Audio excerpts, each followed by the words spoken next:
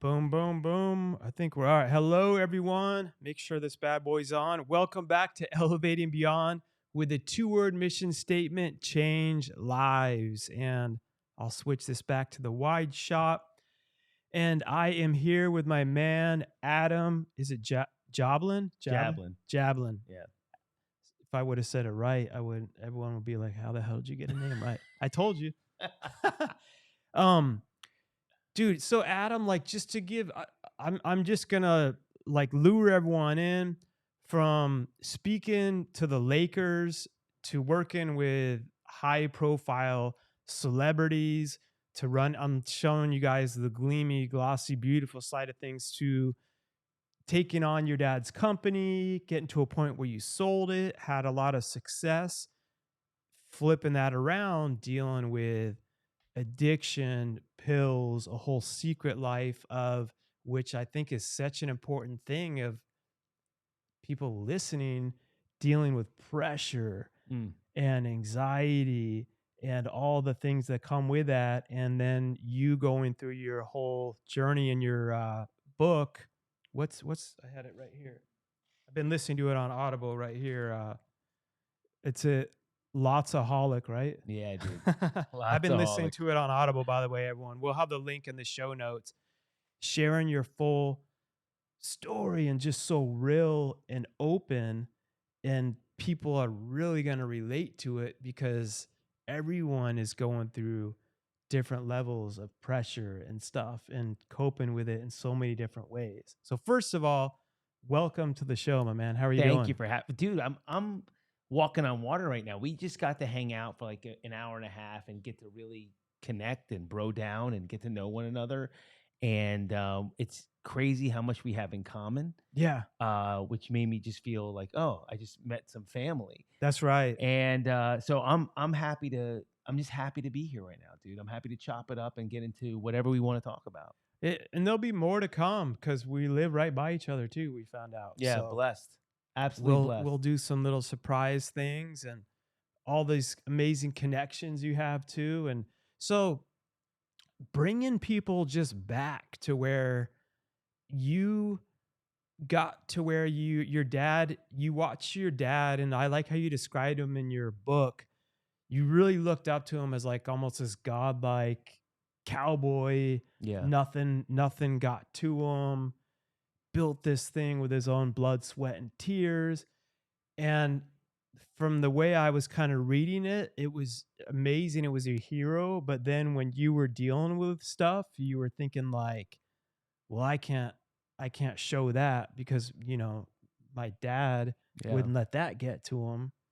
And you started getting really into obviously uppers, down, like people don't realize this, but like I like how you talk about you could be healthy. You had a 6-pack, working out all the time, going out, drinking, hiding, like you had a whole calendar. It takes so much time and energy.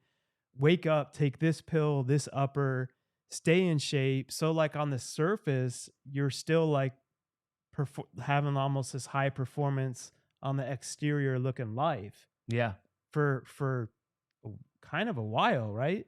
Yeah. I mean, that lasted for at least a good 6-7 years of having that mask, just trying to make the outside look as perfect as possible, even with charisma and my personality and making people feel comfortable, but wanting to show and present a certain person while inside I was tortured. I was so sensitive. I just didn't want to feel the feelings I was feeling. I didn't want to think the thoughts I was thinking. I didn't feel like a man. I didn't feel like I was honest. I didn't feel like I felt like a phony. Which isn't abnormal. So a lot of times when we're thinking that, we're thinking we're the only ones thinking those thoughts, but realizing it's weird as you go through the different levels, like those voices still creep into all of our heads. I think it's somewhat of understanding that that's not totally abnormal, like, when you have that, and how to, and maybe you could talk about ways you process through it. But Yeah. when you're saying you're a phony, you're probably also talking about living the was well, there's two ways I'm looking at that. One is you're having success, you're looking successful and being successful on the surface, working really hard. You were saying like your dad built this company up, passed the ball to you, backup quarterback, Mm-hmm. but in your head you're thinking, are the thoughts thinking like I'm not good enough to do this, I can't handle this? And is that also a combination of, and I'm hiding, like right now, before I'm coming in this meeting, I'm popping two Xanax, two something, taking a swig. Yeah. Like, was it both? Like break that down, I guess, for people that, Sure. I mean, so there were the thoughts of, I have two very big shoes to fill here. And my dad was a business genius and a savant. He just knew things that I still marvel at him. Um, you could tell him a lace style 39052, and he would tell you how much rayon was in it, how much polyester was in it, how much nylon was in it, when it was designed, what machine it was run on last, you know, the whole breakdown of, Hmm. of price, where it was last sold. I would have to look that stuff up. but he built it from the ground up. Yes. Now I would have to allow me to finally say this now that I'm clean, sober, I have a different mission, but I'd have to look that stuff up like a normal person. Right now, I didn't realize that I felt less than, because I Mm, was, it's like being Michael Jordan's son. I just felt like, how does he do this? I would marvel at him. mm, And not that that was the main reason. I mean, I drank and did drugs because A, I like the effect produced by it, but B, it would lower those any thoughts of insecurity and of mm. fear. And so I'm wearing all these hats. And plus, when I would go into, let's say, a design meeting or a team meeting, now all of those anxieties, fears, insecurities, wacky thoughts are low. So I can actually be Adam. Right. I could actually be myself. But Yeah. it was just this, bro, it was this cycle. Like, and at first, you're like seeing positive effects of that because you have it under control, to where people aren't seeing that you're on something. They're like, "Oh man, you just did a great presentation and came off cool." And then you're thinking like, "Yeah, like I got to have this to be able to be that way." Yeah. And I was in it's not, I wasn't in the world I am today Yeah. about recovery, sobriety, and a lot of things that you and I also talked about. It's just Yeah. about being transparent, about being a real person. Mm, I felt, the world wanted to see a certain version of me. right. So I really felt as if I was showing up the way they wanted me. Right, right, right.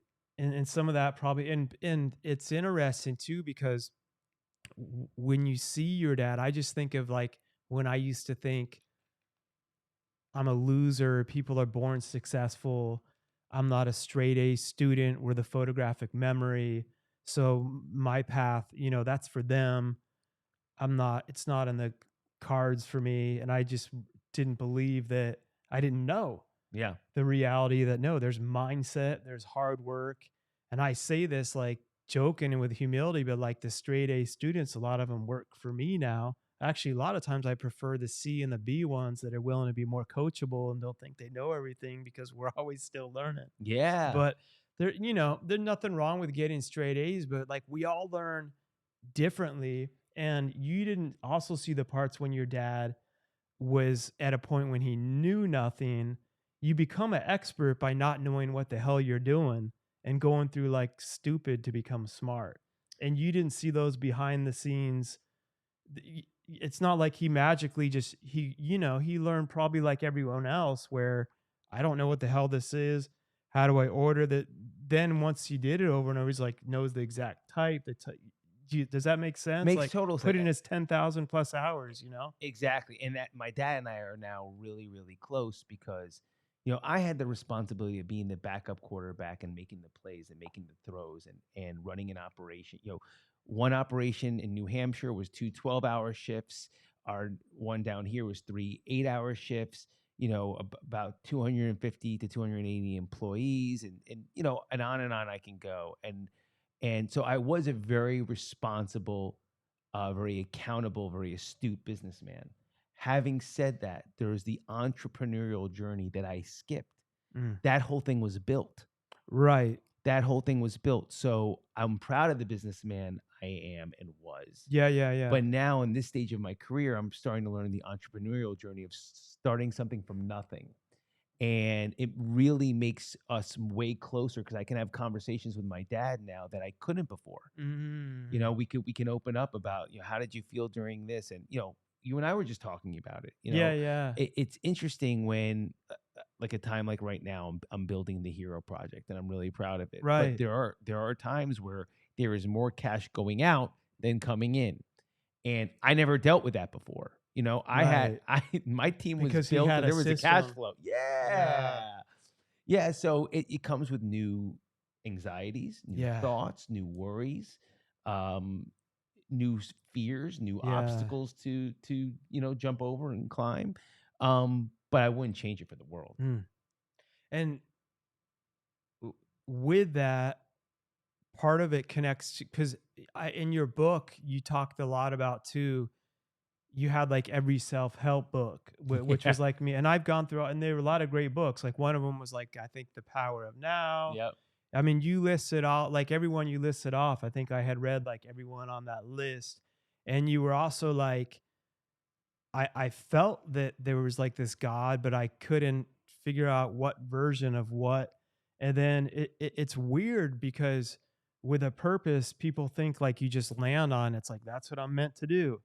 But like it's not that easy. It's almost, and you were talking about it in your book how it's like, okay, maybe I'm meant to do this or am I meant, and it's tricky because like a lot of times you just keep doing, and like you keep kind of discovering it along the way Yeah. through action, sometimes by doing what you shouldn't do. Yeah.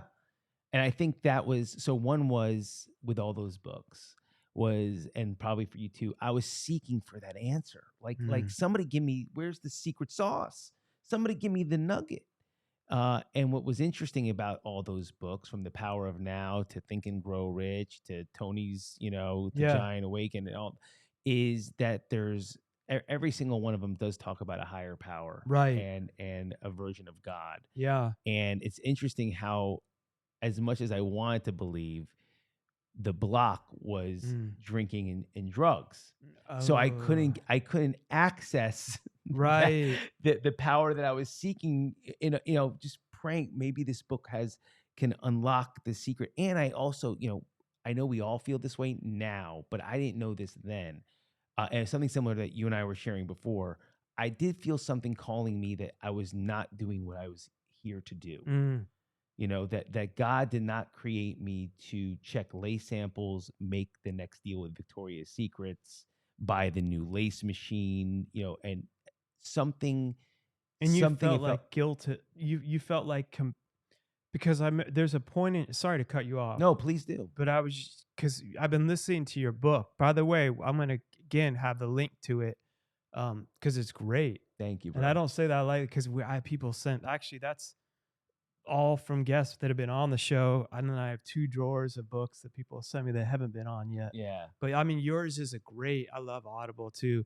Um, but you were talking about in that you were working really hard, but you felt it was like an obligation versus a purpose. And I don't know if but I remember there's one point in the book where your mom and dad, I think it was your mom and dad or your dad and I mean, but they were saying we're thinking of selling the company. Yeah. But then your dad was like, I don't know though if I want to sell it. Do you want to take it on? And it's felt like deep down you were kind of like, oh, good, let's. But then a part of you was like, felt honored, like, oh, my dad is asking me to step up, like, is the man in the family and take it on. That's exactly what happened. And you know, looking back on it, I see it from all different perspectives. You know, I think my dad was in a celebration mode when you get offered that kind of money and uh, you're in a situation where you don't know to make a left or a right. And Mm. before he decides if he is going to do that, would my son ever entertain being in it? Right, right. He's you probably know, just really yeah. just wanting to be Yeah. open, because Yeah. he was about to cash out, and make a lot of money. Mm. um, and also maybe getting some feeling people that you love's emotions and that you care about. How would my son feel? How would my wife feel? Right. But what I felt and experienced as a 13-year-old boy was, this is a moment to make them feel proud. I know what they want to hear. Mm. They want me to take over this thing. They want that from me. I can't tell you that's true, Right, right, but it right. felt true. Right. And I had also seen my father's success from where we grew up in Jersey to how we were living in Florida. Mm. And I saw, a Cadillac, and no, excuse me, we had a sedan and a station wagon turn into a Lexus. And I saw this ability to understand that I got toys, for, Hanukkah, Christmas, and my birthday, to it's okay to get a new pair of Michael Jordan sneakers. Yeah. I saw this feeling of success, and I was like, well, who Mm. doesn't want that? Right. Yeah. I didn't know anything about lace business. I didn't even know what the heck was really going on. But Yeah. there was this moment, but I did feel that day that I had signed a deal with the devil. So I will something admit. in like your gut. Yeah, I always say like your gut, it's weird, it knows, but it's like something tells you, but it's hard. it's very It's not hard. like a audible voice where there's some God's like, do this. It's kind of like Yeah. a little polling. Yeah. And we were sharing before, but we're both very loyal people. Yeah. Very loyal. Yeah. Yeah. Yeah. There could be an alternate reality where there was a version of Adam at 18 that said, "Hey guys, remember when I was 13 and said that? I don't really want to do that." But I didn't even feel like that was an opening. I didn't realize you were only 13. Oh yeah, I was 13 when that conversation happened. Oh man. I was 13 I was years thinking old. you were like a little older and had been working Mm-mm. in it. Oh wow. Yeah, I was 13 years old. That's tricky. Yeah. Would you want to take it? You don't know. I had no. I didn't even know what the hell I was going to do even after college. I wanted to, work out and get laid. That Yeah, was what was yeah, on my yeah, mind, yeah. So it was, but I look back and Mark, I don't regret any decision I've ever made, because it truly made me to the man I am today. It was just, looking back, it's an interesting thing, watching family dynamics, conversations, what their perception of it was. When I talk to my parents now about it, they thought it was a very loose, sweet conversation. They didn't think it was like, we're asking you to sign your future away. Right. And yeah. They were having mixed them, and he probably was really thinking out of his heart, wait, before I sell this, Yeah. is this a legacy that I'm not given to? And that's the way I am with my company. I always try my best to teach my kids a hard work ethic and stuff. And if they're ever interested, but I want them to be their interest, like in Dream Shine or something, but and they have to want it. Like I don't want to force them. And if they do come, they have to start at the bottom and Yeah. outwork everyone and not come in as the owner's son too. But I don't want to what they force did with it. me. Yeah. Yeah. And that's the best way, by the way. 'Cause Yeah. A, you earn everybody's respect. Right. And B, you get to learn the operate. Because look, I'm being transparent. No matter how much I knew about that operation left and right, Yeah. I didn't build it. Oh, And that yeah, comes yeah. with a complete different set of skills. It really, That's really true. does. Solving, creating, as you see now with your business you're building now, you're building stuff that doesn't exist yet. Yeah. It's basically like you have a hallucination almost, that you're like a vision you're making into a reality and adjusting along the way. Yeah. It's crazy. You constantly pivot. Yeah. I love what you said. You're in the ocean and it's dark and you can't see it's in front of you, but you got to trust that, you're There's going no the right land. There's Yeah. no land. You're just trusting the compass is taking you the right direction. Yeah. Storms come. Wow. Like, and a storm could come, the compass, the gear could, and land could be just beyond the horizon, or it could be thousands, but you're already there. So it's like, we have to keep going. Yeah. Yeah. It's like, you got to really keep how it going. is. Yeah. You got to keep going. And when you have a purpose, so flipping back to your dad's company, Sure. you're working, you're building that. now you're married, Yeah. and the addiction start. Did you have a kid yet? I can't remember. Yeah. Well, when my daughter was 6 months old is when I went to rehab. Okay. Because I remember you talked about in one point in the book, I think, where your wife was like, this is really, it's not just us anymore. Yeah. And then she was like, what if you come home drunk and hit her in the driveway, or you're holding her and you drop her? Yeah. And you read your own, right? That was you reading it? Yeah, on that was Audible? me. I That's could my tell, yeah, voice, because yeah. when you're reading that part, you could feel the realness, like even get kind of choked up, because it's not like when you're doing that, like you want to be a piece of shit, like you don't want to be dropping, you know what I mean? Like but it hits you when you're Ugh. like, I don't have a problem, I'm success. But it's like, wait, what? I can drop my kid? I can. It just comes with so many anxieties, bro, and worries. And by the way, that's the loop, right? Those anxieties and worries that, oh, I could drop my kid, I could slip in the shower, I could back the car up and not see her there on her bicycle. And the only way I knew how to cure those anxieties was drink More pop more pills. pills. Yeah. You Shit, know? I don't want to kill my I don't want to. kid. Yeah. So it's like Where's this, my It's Xanax? this, exactly. It's this crazy loop. It's this crazy loop of not knowing how to handle my emotions, my thoughts, and eventually, not to get too into this right now, but alcoholism addiction really is a medical disease. No, dude, don't hold back. It is you need 4 components to be a disease. Okay, so in the medical world, you need to be progressive, meaning over time it gets worse. You need to be chronic, meaning it's always there. You need to be primary, not secondary. You're the first cause, primary, and you need to be fatal. It will kill you over time. Now, you take one of those away, it's a disorder, and that's bad enough. Disorders are already hard, but when you add the 4th component, whichever one you put back in, that's when it's a medical disease. So I had no idea that I was a sick person. Really, like a disease versus a lack of willpower. Why can't I just change? If I loved everybody enough, I would just stop. Because that being on the other side, going through it, but it was weird. I had a season where I had all those tendencies, but like I told you, I could go have some drinks now and not. But I was at a point where it was fatal. Yeah, I went through where I almost died, and it was crazy times. But it was a different. You may have had, let's say, like fatal and chronic, like always there, and it will kill you. Yeah, but maybe not progressive, as in it wasn't getting worse over time, or it wasn't primary. It may have been secondary, meaning it wasn't your first thing; it was the second thing. And so, therefore, you're not an alcoholic and an addict. You're going through a major growth spurt and using these things to medicate yourself. Yeah. And I think had I not gone to jail and almost died, it may have become way more progressive.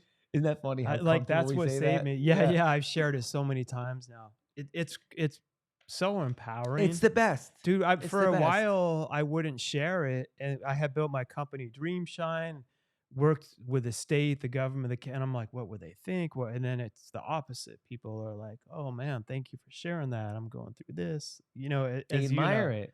But yeah, no, I'm there's no use holding back on it. But yeah, like that, almost going through that thing is what I really think saved me from. I don't know how I was definitely progressing, but having that scare me so bad, and then going through the whole system, the courts, and multiple thousands of hours of therapy, riding my bike, to take a breathalyzer every day, and just ongoing. And I think it's great because at that moment that you and I were sharing about privately, I think you were able to take that current of energy and take it out of the plug that could have maybe eventually turned you into me, an alcoholic and addict, and maybe even killed you, and put it into a very driven, very focused man with dream shot. With it got me to read. Got you to read. I didn't read my first book till I would do the minimum to do a book report.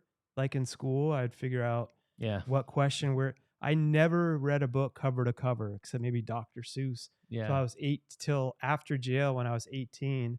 And I have a copy of it here. Wasn't even a personal, it was Stephen King's Pet Cemetery. It's a great book. He's a great writer. Yeah, it's a great I book. always tell everyone, if anyone knows Stephen King, he was a pivotal. That's another example of going after your purpose. Little does he know, he saved my life. Because reading that at that age, We got to get him on the show. dude, if anyone knows him, I'm sure someone Yes, I knows know him. exactly who I'm thinking of I right owe now. him. I want to give him I have the original book, and it was my dad's, by the way, that he had from way back in the day. I don't even know if he even read it. I was in their basement going through all that jail, just the funk, and I just started reading it, and I'm like, this is awesome. I had seen the movie, but I'm like, oh, the book is better. Then I'm like, dude, the way he writes is, and I flew through it, and I'm like, There's a I thought I neighbor was in dumb. Maine. You know who you are. A neighbor of his in Maine, my friend, and you know who you are. I'm texting you later. Please. Could you imagine? Oh, dude, That would be I would insane. be I've spoke about him in my event, and there's a flip side to it because his whole backstory, I've studied him so much. He was in a trailer. His first book almost didn't make it. Yeah. They were working like 2 jobs. There's a point, I think, where he like threw the script away. I think it was Carrie or something, his first book, and his wife took it out of the trash. She's like, you can't give up. Well, had he given up, I would not have read that first book. And we're, because this all kind of correlates with purpose. Yeah. And that's why I would say God has a different thing for all of us, but we never know where the dots are going to connect.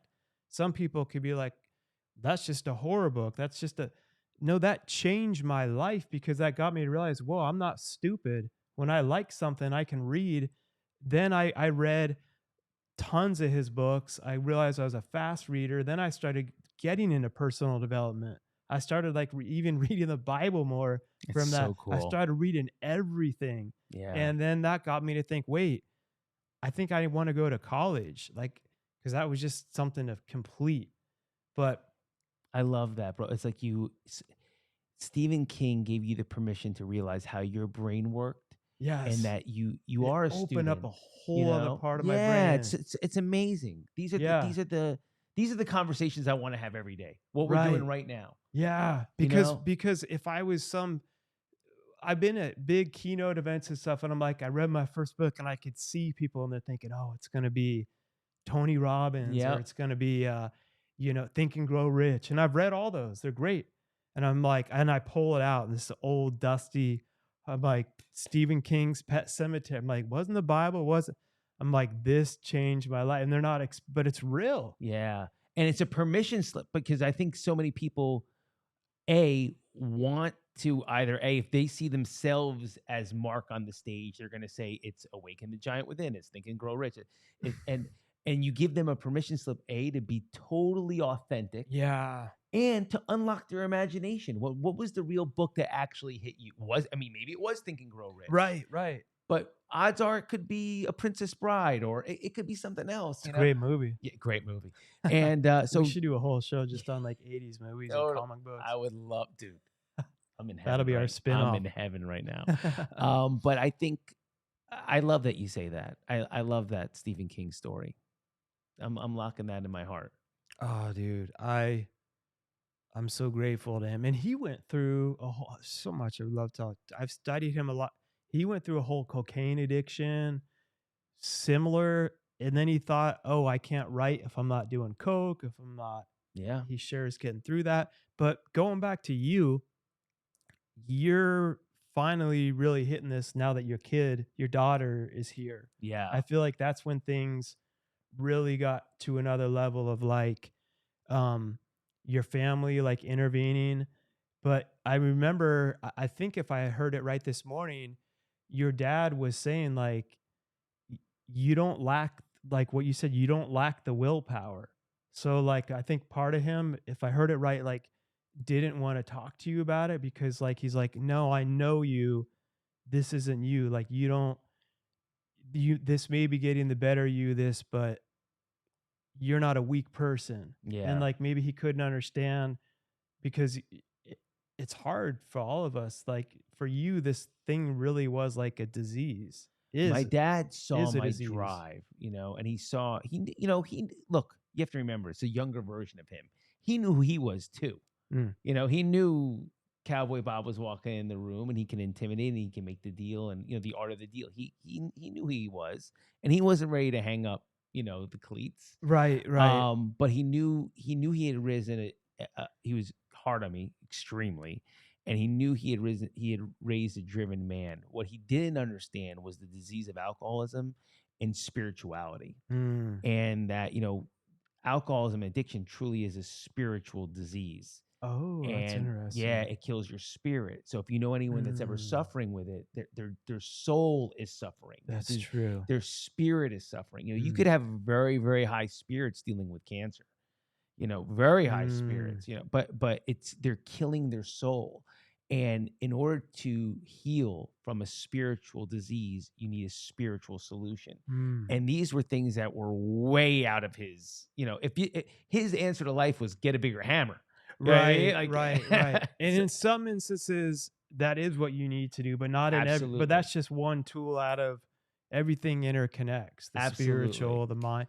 So, how did you? Obviously, it wasn't just like you just flipped. Like you hit something, got you to go. Well, not only did you get to the other side of it, because you got to where I don't even know who you're able to name and not, like, speaking for the Lakers, some really high profile celebrities Yeah. have had you're in direct contact, like mentoring, Yeah.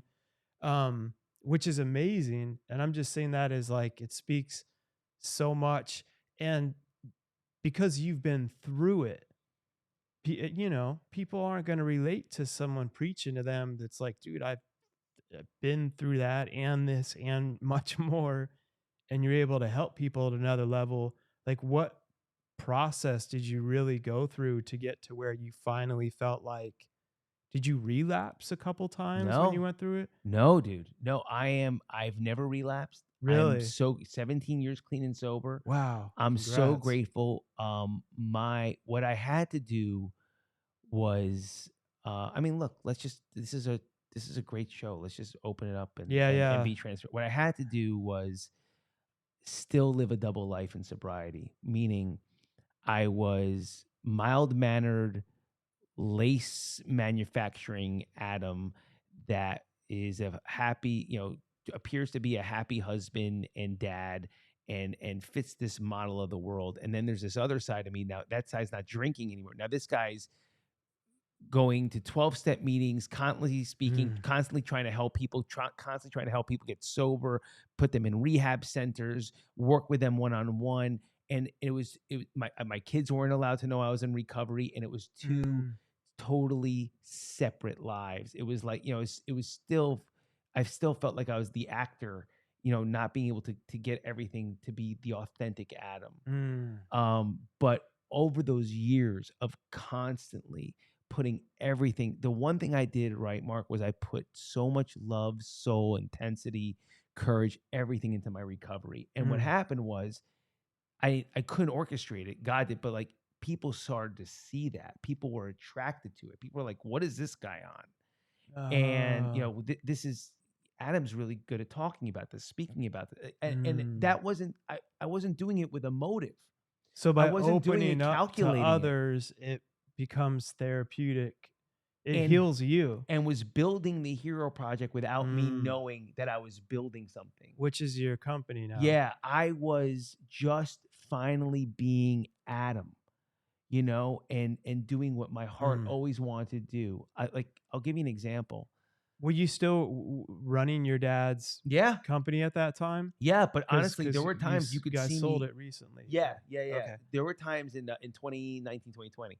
There were times when I would be way happier at a Starbucks taking somebody through a process of recovery, some Mm. kid right out of rehab or an older man or three women, and I would be way happier at a Starbucks talking about them, Mm. showing them what I did than making the next $10 million deal with Victoria's Secrets. It was That's where your so purpose starts to creep up. Like, remember, Yes. because we were saying before, you were trying to read all the books. Like, what is it? And it's because people ask me that on the show. Like, how do I find my why? How do I find my passion? And I think sometimes there's a lot of people I respect, but some speakers maybe make it to a level of success and they forget the part where they didn't know what the hell they're doing. So that now they share, here's the 10 perfect. So then other people think if they don't have those 10 perfect things, they're failing Right. rather than being like when people like you asked me with Dream Shine, my company with people, I had no idea I was going to do that. I just did this, didn't like that, went this way, almost died, had this, and like saw a need here. But it wasn't just like this is what you're gonna do for your whole life, but like it sneaks up on you by like going through life. And for you was obviously overcoming a huge thing that you told me in your rehab, like almost everyone is like was dead in the group or And like your two friends that you were in the trailer with, yeah. And by the way, it's also cool, because we're similar age and similar missions in a way. When we got to talk about many different things when we were growing, and even right now on this show. But when you bring up Dream Shine, you should play it back. Your eyes, what? So when someone's talking about their purpose, They light up. you can see, yeah, you can. Yeah. You can't manufacture that, Yeah. So when I talk about helping, I can't try to create that within myself. That comes out naturally. Right. It's just a really beautiful thing when you find your purpose. And on top of that, I don't even know if this is going to make sense to segue it, but those books that you were mentioning. Yeah. If I were to say what was really happening in there, like I was seeking, and now like you were the books that you wrote. remember the all The personal development and books, and spirituality. spiritual books, Yeah, religious yeah. books. I was seeking. Now, and I say this with humility, not with arrogance, I feel found. That's I am not, interesting. and anything I read now is to nourish what I already found, Right. not to find the answer. You can pull wisdom from different. Yeah. And then you can weed out. I've told people that are like, oh, there's only one. I'm like, I've read books by people from a totally different religion that don't agree with it, but I've found wisdom that I could pull out of it that totally applies to what will develop me in life. And some people that are so close-minded won't. And I'm like, wisdom can come at you from all over if you're willing to get to a level where you can weed the stuff out that's not. Just be open. Yeah. Kind of like the Stephen King thing, right? Some people Right. won't even listen to what that's, but you were open enough to study his life, to say this guy, and we're able to pick out nuggets. And Kobe Bryant was the same way, by the way. I'm motivated. Kobe would ask anybody and everything for it wasn't just Jordan. Yeah. Jordan was his guy. I'm and motivated by mindset. Yeah, it's great. Because no, Kobe, I've heard that too, and I respect the hell out of him. The more I've studied him, I get obsessed. Well, you mentioned this earlier with what we were putting towards our addictions. It's doesn't just go away, but you harness that energy. So I get obsessed with stuff. Yeah. Ask my wife. She'll be like, you got it. And there's times I do need it, but I channel it towards stuff that at least can be productive. Yeah. And I'm always like curious. And I always love when you study like the story behind the story of people, to know like Kobe wasn't just, yeah, he was talented, but he worked like harder than everyone. And I used to think the opposite when I was younger. You're just born. I would look at Kobe and be like, must be nice. Just got on. No, that guy outworked everyone to get to where he is. He had the talent and showed up, and across the board, that's what success and purpose is. Like you have to have that healthy obsession towards different seasons of your purpose. And like with what you're doing now, you're going into new uncharted territories. Oh boy, oh boy. But you're excited about, like, I love it. But it's terrifying too.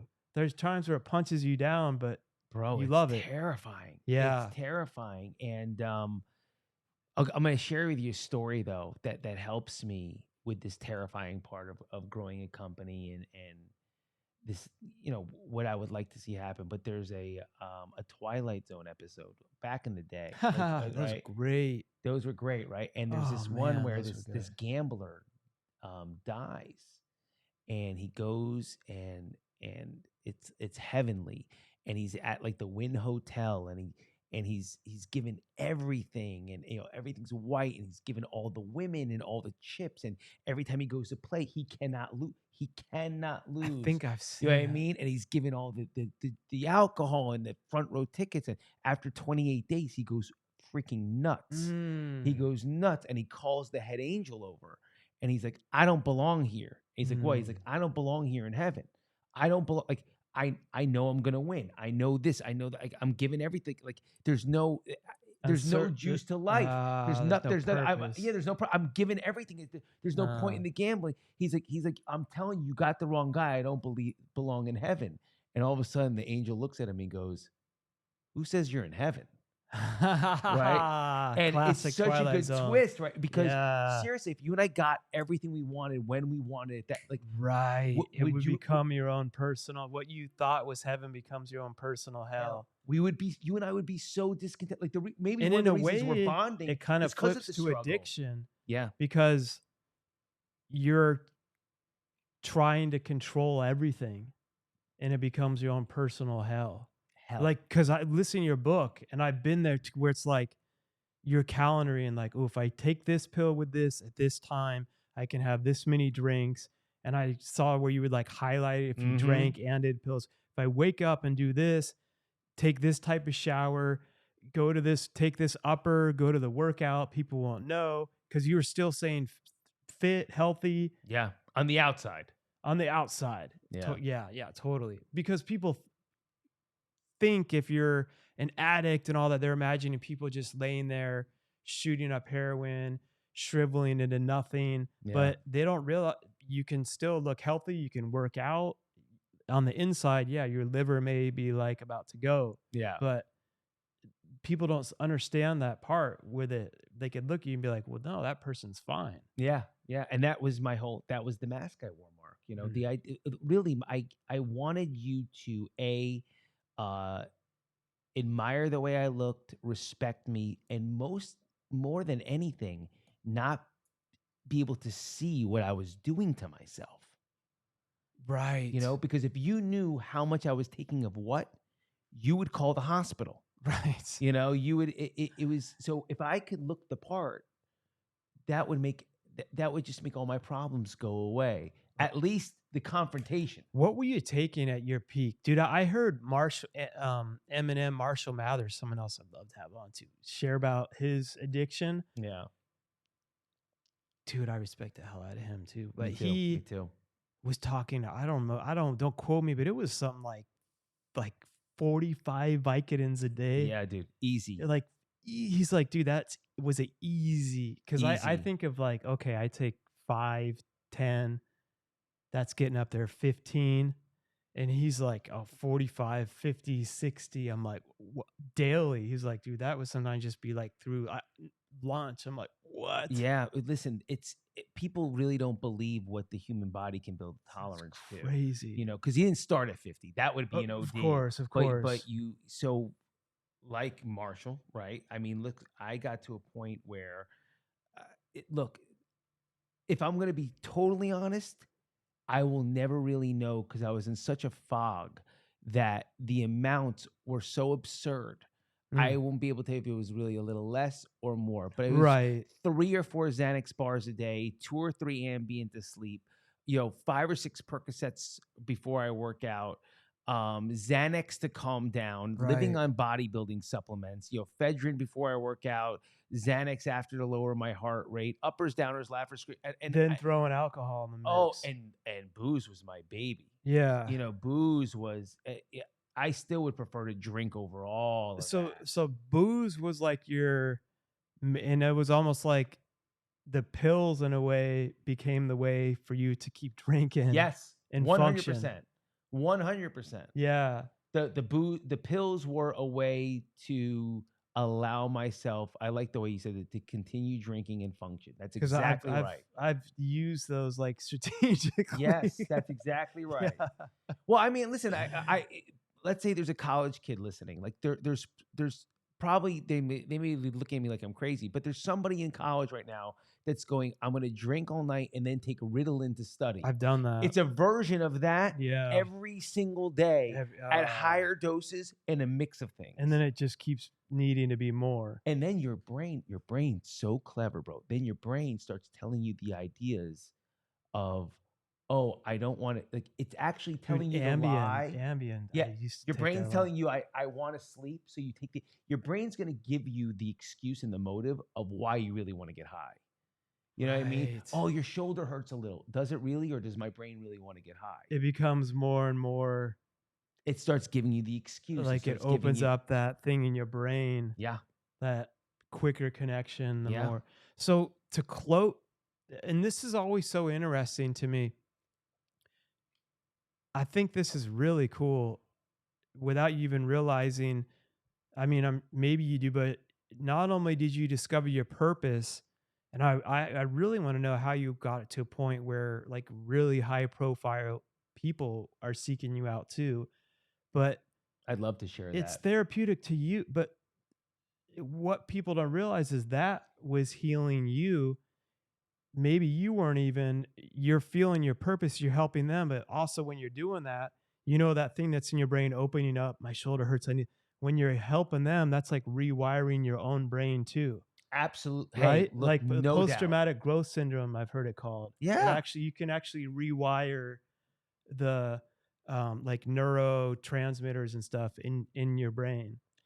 There's no doubt about this, right? The greatest way to get out of yourself is to help another person. Yeah, like that's why I do the show. Yeah, there's no and when you and I were focusing on each other, but I wasn't focused in on what my anxieties and worries were about this financial situation. Like I was like, you know, we were helping. So when they ask the master, however you want, if you want to say the Messiah, if you want to say the man from Nazareth, if you want to say the carpenter, they ask them what is the hold back dude, on this. I don't, but you know what I mean? Like they asked him, they asked Jesus, what were the top 2 commandments, you know? And they were testing him, and he said, love God with all your heart, might, and soul, and love thy brother as thyself. Meaning, if you don't love yourself and you treat yourself like crap, then you will. And he said, and then he answered, these are the top 3 commandments. Meaning, if you don't take care of yourself, the way you treat yourself is how you're going to treat other people eventually. Eventually. If you hate yourself, you will eventually hate other people. If you think you're full of shit, you're eventually going to think other people are full of shit. Right. If it may be not right away, but people don't. Enough. That's why I got him in. No, you're good. Shut up. Come on, baby. Yo, my little one's just getting home from school. But I love that you said that, because I didn't even think of that. Like God is love, I'm always thinking of, but the Bible. So studying, there's still some stuff of the Bible, the Old Testament, all that can get like, I believe in God. Definitely, I believe in Jesus. I can't even explain my life without it. I can explain my own experience. I don't preach down people's throats. I just share, this is what's helped me, and I don't know what I would have done without it. Yeah. And like, I don't. And that's why I'm just being honest. I'm like, there's times where I've just been, when I had nothing, and I just was like handing it up to God and Jesus, like, just take, like, and if I didn't have, I was like, even if someone could tell me there's been proved there's no God, I wouldn't even want to know. Yeah. But they can't. But anyway, when I started learning more about Jesus, as I got past Stephen King and reading other stuff, the Bible became one of the best personal development books. There were certain verses I started realizing are so focused on mindset and everything. He's like, guard your mindset. Yeah. Like, protect yourself from the news virus, all the stuff that's coming in. Everything is like this guide, not to like dictate you and make you. It's like, no, you can move mountains. And I'm like, wait, what? Like, I have the strength. And that got me through when I was battling anxiety and all this other stuff. When I was taking the drugs and everything to get through, when I didn't have them, it was those things like, I can do all things through Christ. Yeah. And that would push me through okay, I can't do this. I got to do speech class. My heart's beating out of my chest, panic attack, sweating. And I'm like, wait, if I really believe this, God told me he's in me and I'm created from him and I can move mountains. He told me I can move mountains. So I can go to a speech class. And like those I still remind myself that. And it's like it's like the best self-help book like ever. And Yeah. and unfortunately people have twisted it all. Some people twist everything. There's always humans Always. that pulls out one thing and make. And I'm like, man, I get that. And I'm gonna have that discussion. What you don't realize is the part of the love, the self-love, and the wealth and the prosperity. Money is the root of all evil.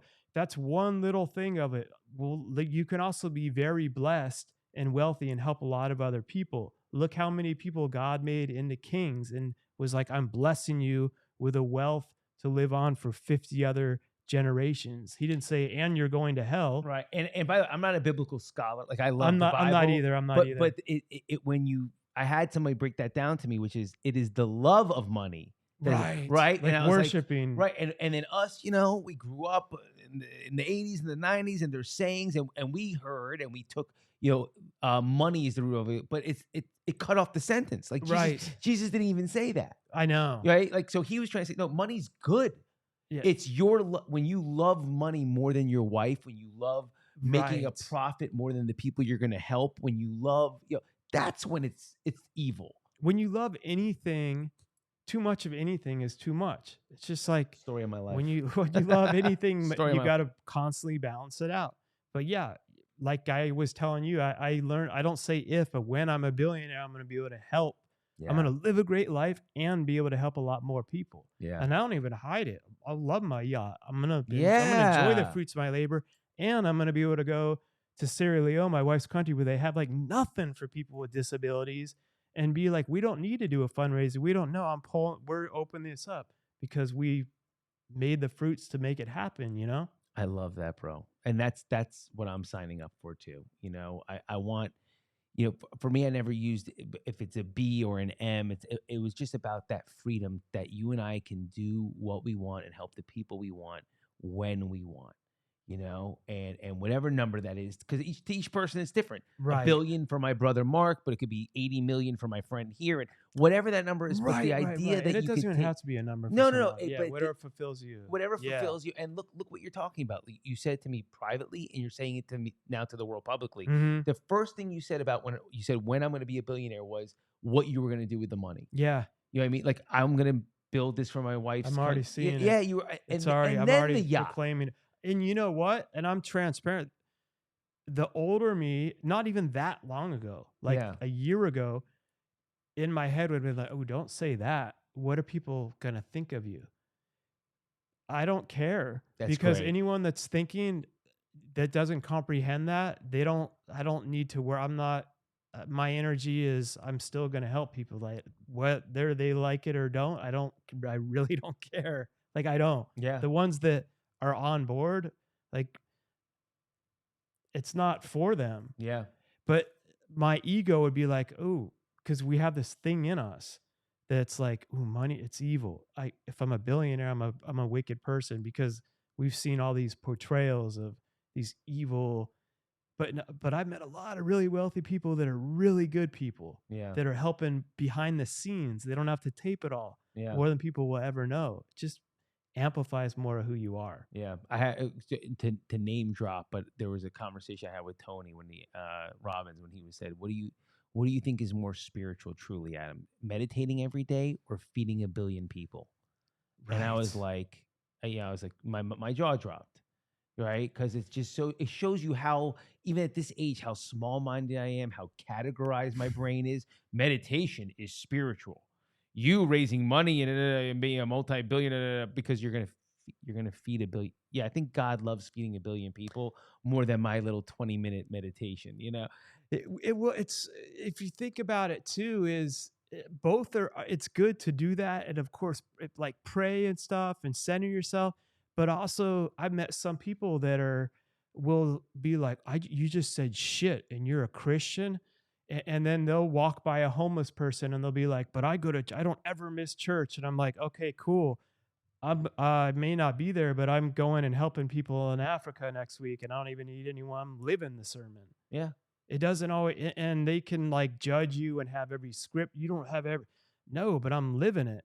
Jesus used to, in the Bible, would call those people, not us, hypocrites. Right. Right. Exactly. He called, and he couldn't stand them. I know. The people he couldn't stand were hypocrites. Like that's what made me believe was the humanity. yeah. It was, I'm like, if this was a fake book, they would have made it more fake. They wouldn't have had all the people with him doubting, like watch him doing miracles the next day. Like, I don't know if I'm still doubting you. I'm like, why would they put that in there if it was fake? They would make everyone, and he came in and just like, you're the highest up of the church. You're the one going to hell. Yeah. And look how many people, like, think about this. You and I have worked really hard to help as many people as we could. You know, Jesus had 12 and still even one betrayed him. Right. You know, so I know. his life is such a good lesson for us on, you know, we're doing it. Yeah. We're doing it. Yeah. Yeah. And can you, so I'm really curious, how did you get to where, like, to other people, and I don't know whose name you're allowed to mention or not, but to where you're really high profile celebrities and stuff are seeking your help and you're calling them and coaching them. Yeah. And like, So how did that begin? Yeah. People can usually seek out my Instagram or know my, I usually don't drop, you know, but what happened was, It's just cool. Though. it happened I think very, it shows some credibility. yeah. Yes, it does. But I'm always like kind of careful, you know. No, I know you, and everyone listening can tell you're not just trying to be on here to be like, oh, I know, but it's you just want to protect everybody. But oh yeah, don't say anyone. But Mark, it happened in a way that, God, man, it was so organic. I couldn't design it if I tried. And I had a friend that ran a really, really well-known company, really well-known agency, and he needed help with one of his stars. And I helped that star, and he was like, you see, you have this. And then my mentor, who's like a spiritual father for me, Dion DiMucci, the Rock and Roll Hall of Famer, he always was like, you know, you're going to be Adam. I see what you do every day. You influence people's thoughts. And did you connect with him through like the business and stuff? I connected with Dion through my personal recovery, and I had met him when I was 13 years old as a kid. And so what happened was, you know, there's this line out there, like, you get in the right rooms. What was happening for me was I was getting in the right rooms, but not, oh, I want to get in the right room to like your purpose was driving you there. Your actions. Something was lining me up in a way that I couldn't orchestrate it if I tried. And then I would have to ask them, but I think what the feedback I really got was the amount I care and the authenticity of what I was doing and how I was working with them. It became word of mouth. Right, because you got to be good. You must be good. Like if the Lakers are hiring you to come, you can say that. Right? I can say the Lakers. I can say Tampa Bay Bucks. Like, and all this stuff can be that stuff can be found. And their background, you know, they're not gonna just bring some one in there they don't look at. Probably millions of people are reaching out to them to come there to speak. So and I don't even think like that. If they're seeking you out, you know, and you told them they're doing background checks, they're doing fingerprints. Yeah, to make sure you're the real deal. I think that's cool. That shows the credibility, because when you started, you weren't like, oh, I'm only doing this to get in the door. So, and I won't say the name, but like some of the biggest singers in the industry will be reaching out to me for help. It was like you kept doing, and the word of mouth is obviously getting out. Yeah, and it would just illuminate, dude. Are reaching out. And, you know, one of the things, you know, we were sharing this before, but one of the things that really helped me, well, let me try to put, for anyone to put them in my eyes and in my shoes. One of the things that happened was, this happened to me now at 45, 40, and I'm 47. You know what I mean? 44, 45, 47. So I was a little later in my life. So stardom didn't wow me the way it would when I was in my 20s. Mm. Because that would have gotten me a little high, to be honest. Yeah, It really would have. it's kind of cool you said, because I look back when I used to judge like, oh, how does that 18-year-old do? And then I'm realizing like, oh my God, thank God I didn't have all that. Then Yeah. then when you see them get to the other side of it, someone like Mike Tyson, who I respect, dude, he was like the world most heavy. And I love watching his journey of Yeah. opening up of, dude, he's so authentic and real. He's And God, it could have been so easy to be like, oh, this kid thinks he, and then you realize like, oh my God, imagine, let's see you get handle all that fame Yeah. and be the biggest badass in the world at that age and grow up in that and go ahead and you have no idea what that's like. Yeah. I don't have a clue, but I could tell you I Me either. respect it a whole lot more. But then when they grow like him and evolve, Yeah. it's said like even him, Eminem, Marshall Mathers, someone else went through that. He opens up about his addiction. It's just so cool. And Mark, let me tell you the power of emotions too, But because you were saying you're older now too. Yeah, so working I'm with older. No, celebrities, this is a before I good cut you off. segue. Yeah, No, it's a good. We're actually it's like we're putting it all in the pot. Conversation, Yeah, yeah. one of the things with my career and what I do is when I meet them, a lot of the times this has happened. I don't want to say every time, but there's tears in the eye. Their emotions are real. And I don't care. So just whoever's listening to us, pick your favorite celebrity or athlete or whatever. Now, if you go meet them and they're crying in the corner, you're not meeting that person that's in your poster or on your phone. Or you're meeting a real human being. Yeah. And so what happens is that all of that projection of how I saw them in my brain gets cut away to a very human moment, and that's a cool. gift. Yeah. That's a real gift for me because Thank God. I get to show up and be and do what I do. Right. Because we're so surrounded by all these leeches and yes men and to where it's like even if someone's helping them, are they really trying to, or are they just trying to do it to then be like, remember when I helped you? I'm trying to get this, to where it's like I see someone hurting and I can help them. Yeah.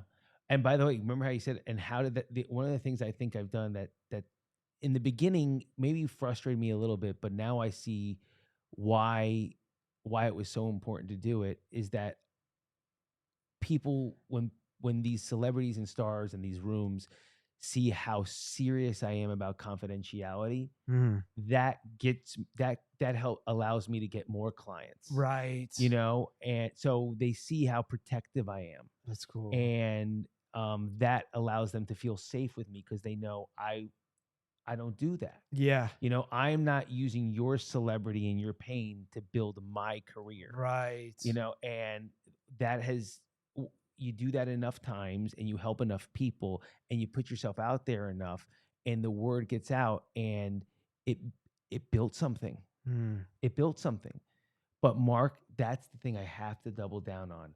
If I make anyone seem like I designed this and I knew how this was going to go, I would be so full of shit.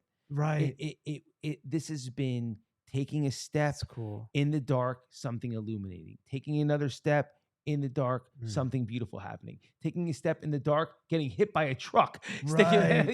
It's just been the beautiful struggle. Yeah, this it's like wild you get ride, dude. Some days you're just picking yourself up, like, oh my God, Oh. just going through the motions. Oh, but you keep going when it's going. here. But then you get that person reaches out, like, man, you really, that helped me with my daughter or my son, or I was in a really dark place, and then you're like, I don't get it. That's I've had that with speaking when I was like, I don't want to do this, and God's like, I don't care. It's not about you. Yeah, it's about who I help. I'm like, shit. All yeah. right. I'm arguing with God on my first thing backstage. I'm like, I'll just get on a plane. I'll do Dream Shine. I'm good. He's like, I didn't say this had anything to do with you. It's about who you're going to help through me talking through you. And like when I heard that, I'm like, oh man. And it was like, you don't get to give up. And that's always stays in my head with this stuff. I love that, bro. Yeah. It's like, you don't get to give up. You don't get to give up. Yeah. It's a good lesson for me too. There are times where I have to say I'm having that same battle with God.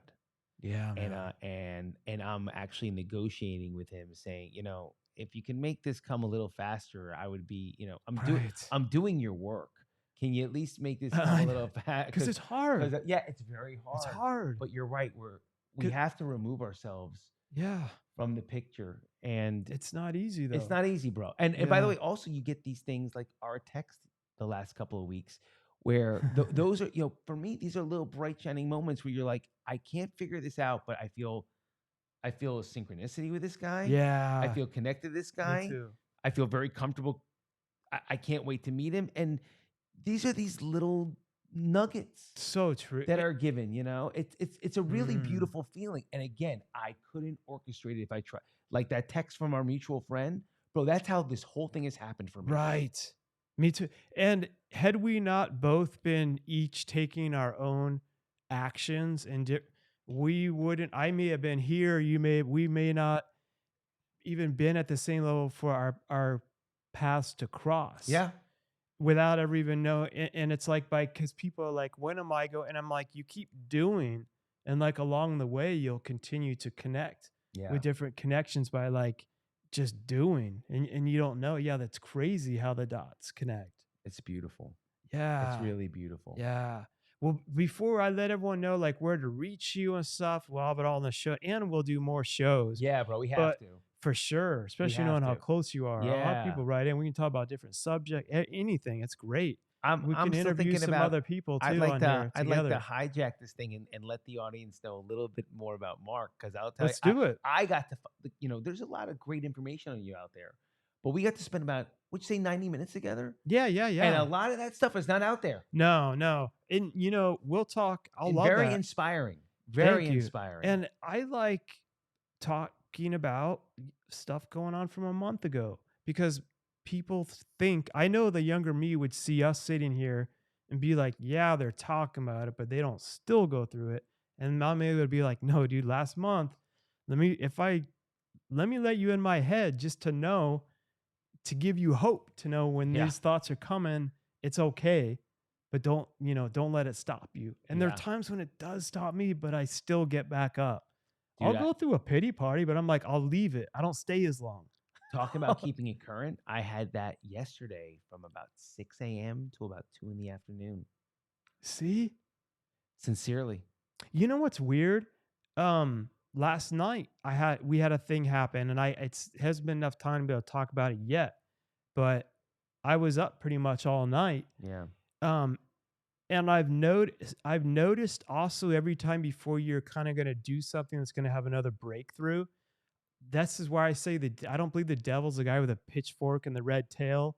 It's like these things in your thoughts, or how can I make things a little more complicated to try to stop this? Because if these two guys connect, they're going to be doing some bigger things, and there's some unity there. And I've learned when those things happen to realize like, ooh, this is going to level me up. Yeah. There's something coming from this. Yeah. Because like that crap always happens before you like do something that's kind of going to bring you to another level. And it's, you know what's so healthy? Have you about noticed this that? Yeah. But you know what's so healthy about this conversation, or well, excuse me, allow me to say from an I standpoint, why I'm so grateful about this conversation is that you actually just got me looking forward to the amount of pain that I'm going through right now. Because you're 100% You're about right. to level up. You're about to, and if I can look back on my history, every single time something beautiful was about to happen, came with a whole bunch of pain, anxiety, worry, frustration, sleepless nights. Yes. And then something was given birth.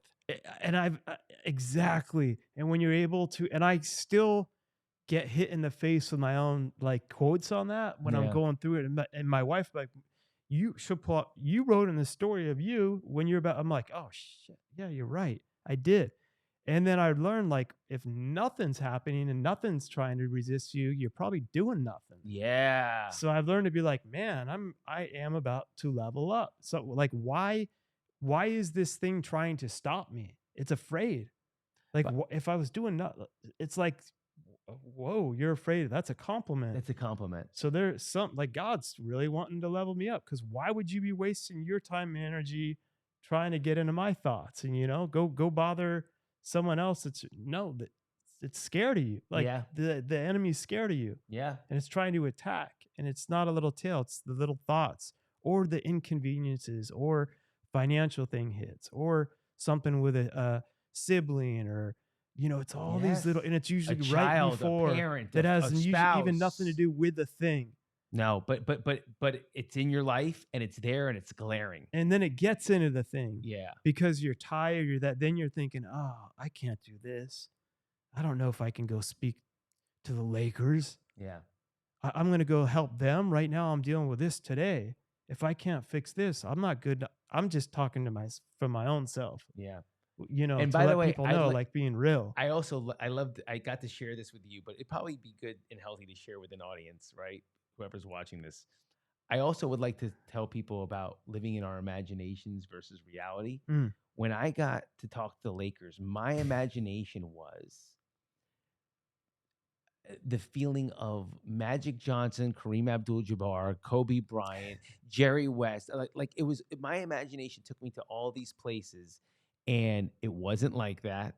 And I was People you're talking, and LeBron wasn't there. He's like jumping over doing a 360 as you're like making a point. LeBron just boom dogs a dunk, and you're like, thinking the arenas, don't give up. The arena's gonna be filled. Like it's coming so out funny the tunnel. I'm coming out the tunnel. What your imagination does, and I'm pulled into the trainer's room with all the players, and it's kids. And they're young, Mark. They're young kids. I'm like the elder statesman in the room, and it's so weird. Like I was like, oh my God, like look what my imagination told me I was gonna do, and look what I am actually doing. It was just it was just so funny to watch.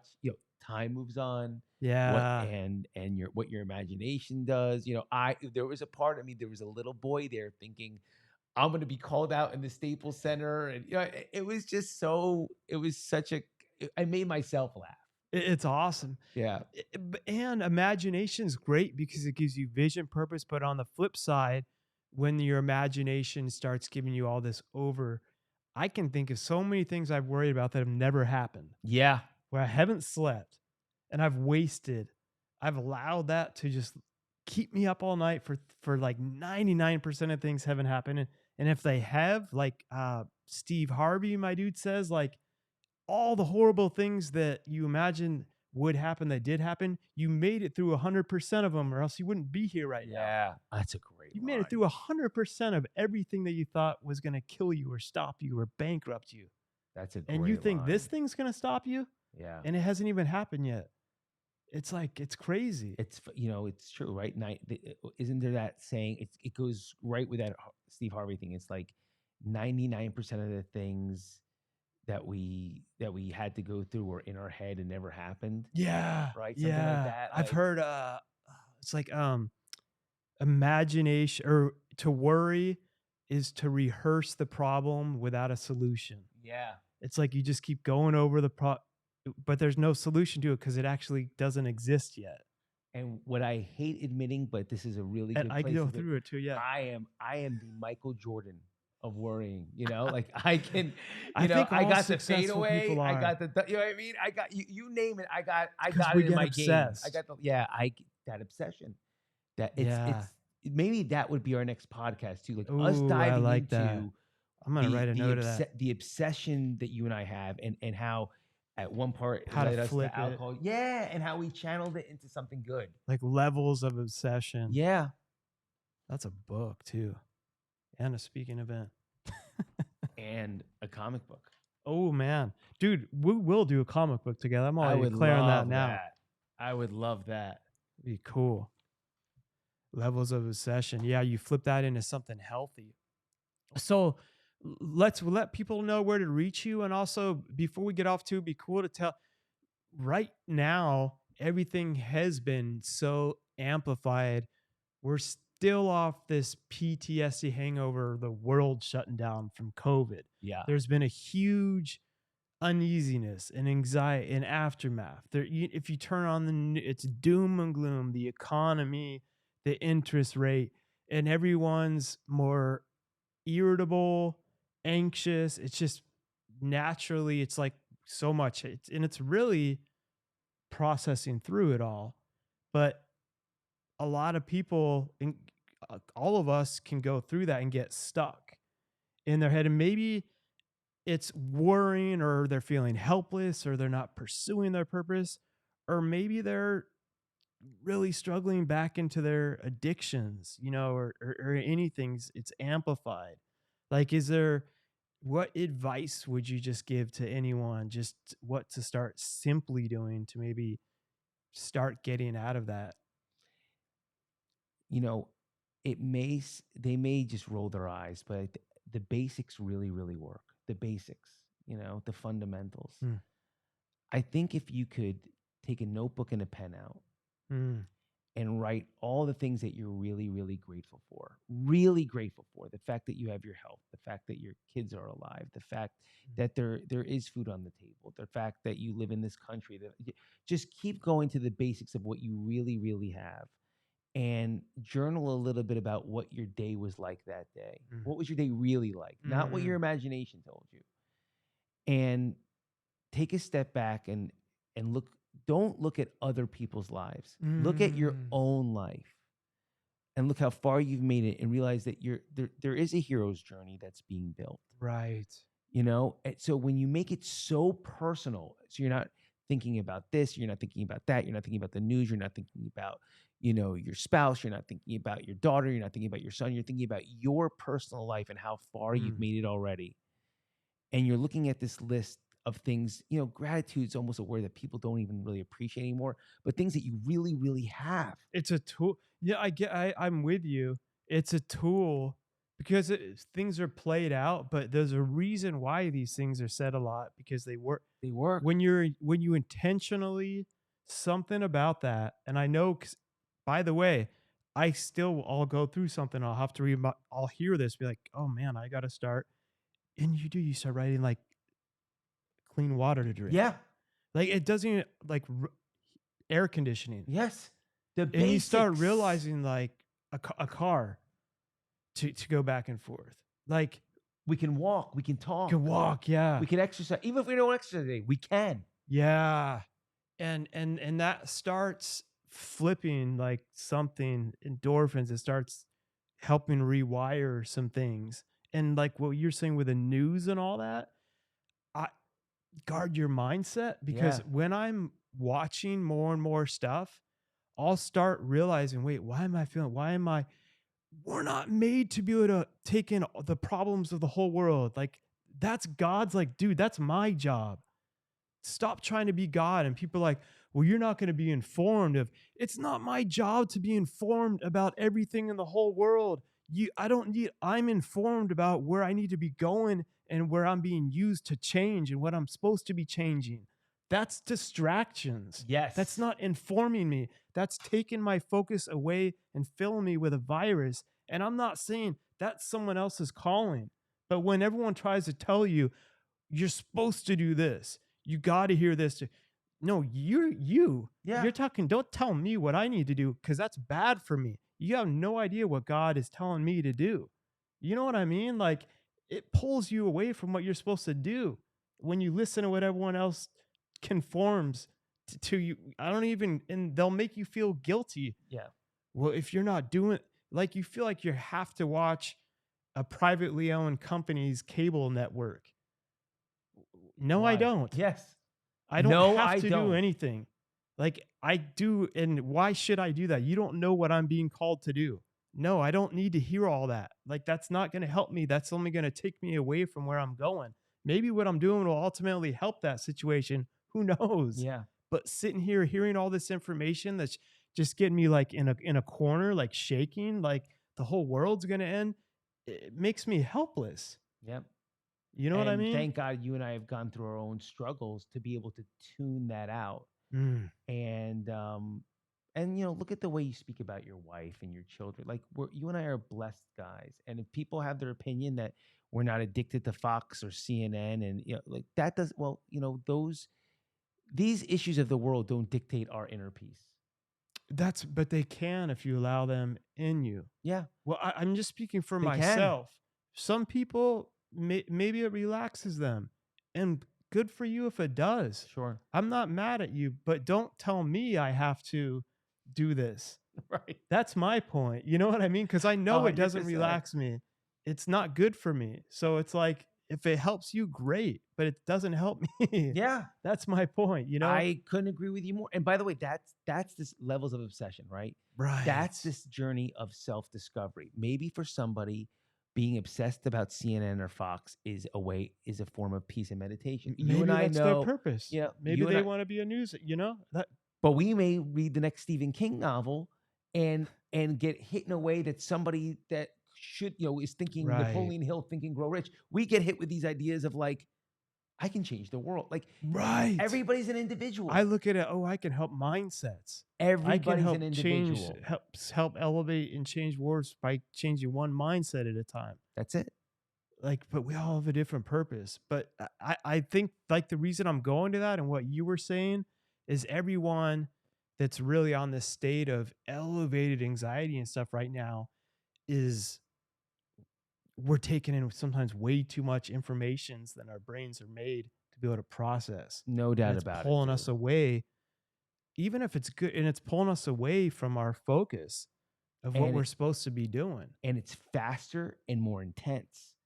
Do you know what I mean? And that could lead to anxiety and the addiction cycle.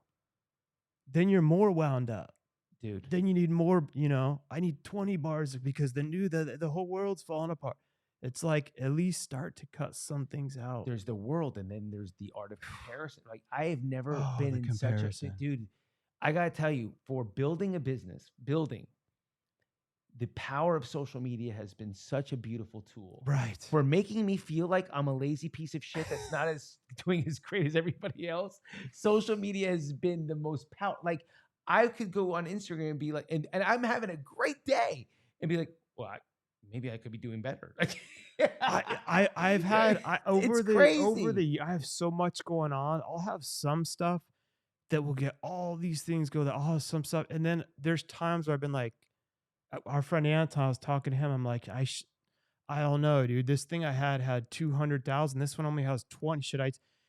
And I've almost taken things down. Yeah. Then I've had someone write me. I was telling them this. They didn't even comment and they're like, I was going through this today, and that little message you did helped me. Yeah. So much. And I'm thinking in my head, oh my God, I almost took that. So what I've trained myself is if I'm doing something out of trying to do good and help and with a good purpose, then that's all that really matters. Does it mean not to strategize and keep trying to get better at your craft? If that's part of your strategy for your business and stuff, then yeah, that's part of it. But some people, if they're just on there for fun and everything, like they don't have to be strategizing and investing. So we're humans. Right. And I was bringing that way. Right. So I love what you're saying, because when you're intentional, it doesn't matter if we're helping 1 or 1 million, right? If the thing goes viral, but it's that thing you and I were talking about. It's that energy. The same energy that's helping, that's lighting up the podcast right now, is the same energy that kills somebody in the electric chair. And that same energy that Mark and Adam have for helping people and our drive to build what we're doing, it was the same energy that we did to alcohol and drugs. And what we were talking about with that outside noise. Yeah. It's the same thing. It can be used for good and it can be used for bad. It's our control. It's a mental game. It is. It's a mental game. Step back. We have to apply that to everything and realize if we're taking some action and it's towards our purpose, then to just take that breath and keep going. Yeah, move forward. Dude, how much time do we waste thinking? I've thought about, there's times I'll see people post something and it's cool, and whether it has 4 likes or 20,000, I'm like, if what they posted was cool, that's all I'm really caring. Yeah. It helped me. I'm like, oh, that was a good quote. Or that was cool that they said that. Oh, that only had 20 likes, or that had Like if it helped me, and then I move on with my day. Right. And if it didn't, and I move on with my day. I'm not like analyzing that whole person's life apart, but we feel like that sometimes, right? No doubt about it. And well, it goes full circle to that Stephen King book. That he threw in the trash. Yeah. Full circle, dude. Mm. You know, isn't that funny? Damn, that's a good point. God is orchestrating. Like he threw it away and was like, I'm done. I'm in a trailer. I'm working at night as a janitor. I'm in the days as an English teacher. I wish to I'm make throwing it this away. Anybody that really knows me that's watching this podcast, that really knows me, if they want to know about what we're talking about with these following the next step and synchronicities, if I could turn the cameras and show all the Superman stuff, they would be like, there's no way. The next show we do when you come back, we will flip it so people can see the back. People will be like, there's no way. Adam brought that for him. Or, you know what I mean? Like, you can't, there's a power dictating our life and these synchronicities that are so beautiful. Right. And if we could just get out of the fucking way. Get out of the way.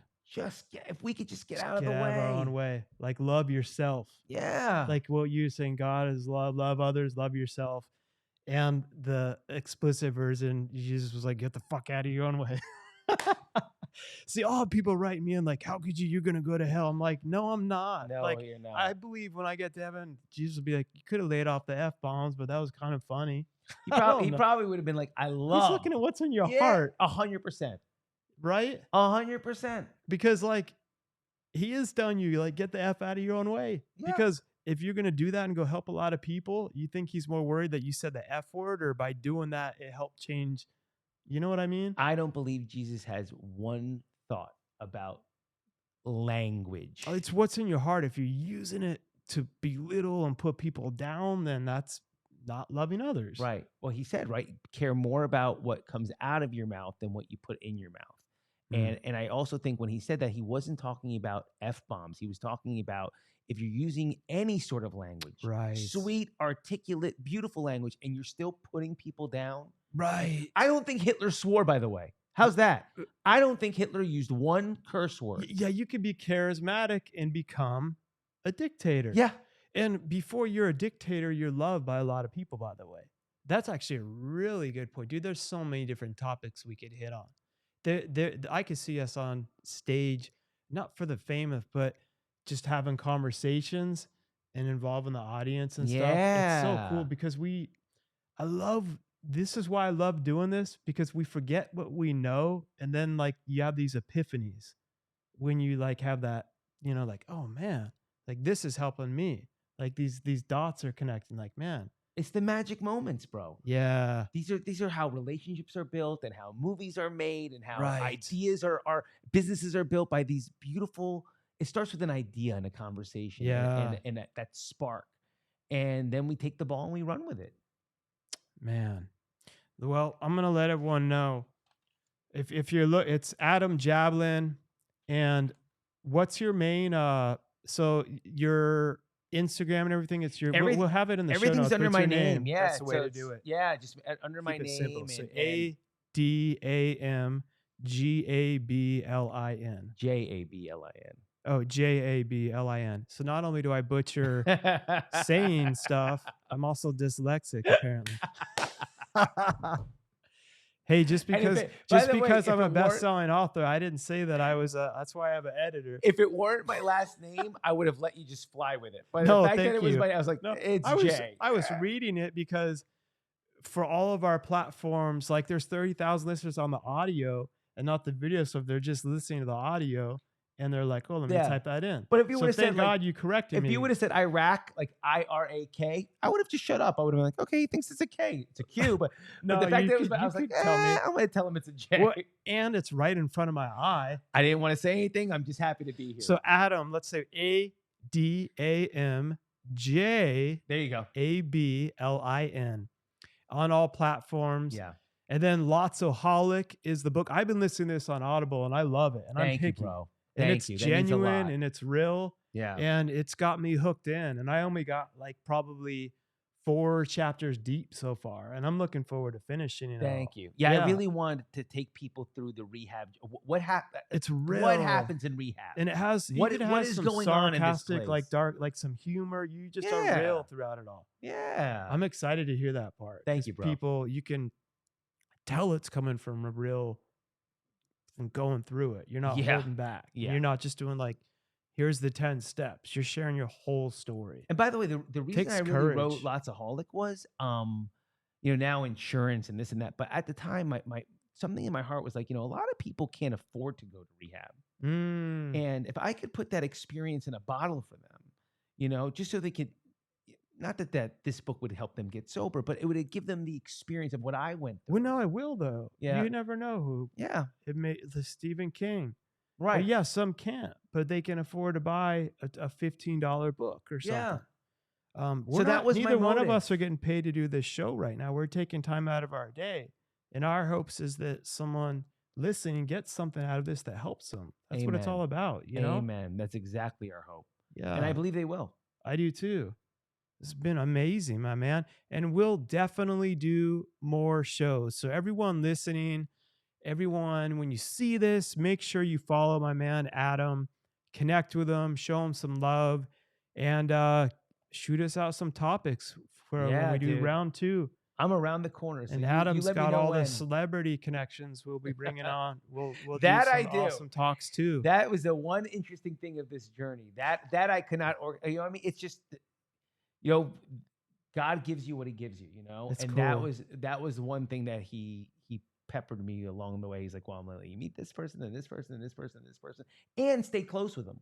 Yeah, that's awesome. Yeah, that's been tremendous. And oh, by the way, you know what else is good for?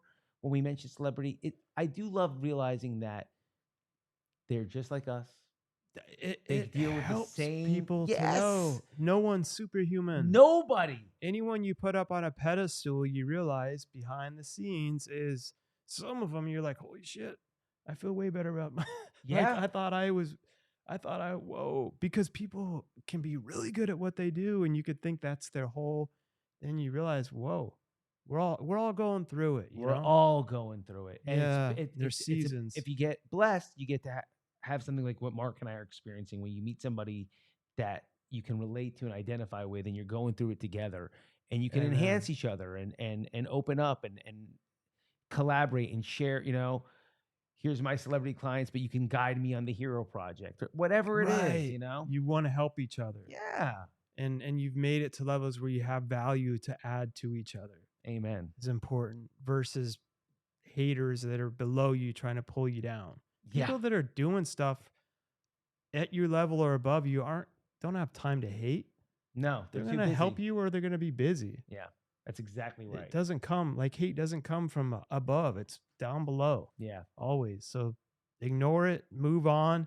And thanks again, Adam. This has been amazing, everyone. And listen, never settle, never give up, and keep elevating beyond. Boom. Boom.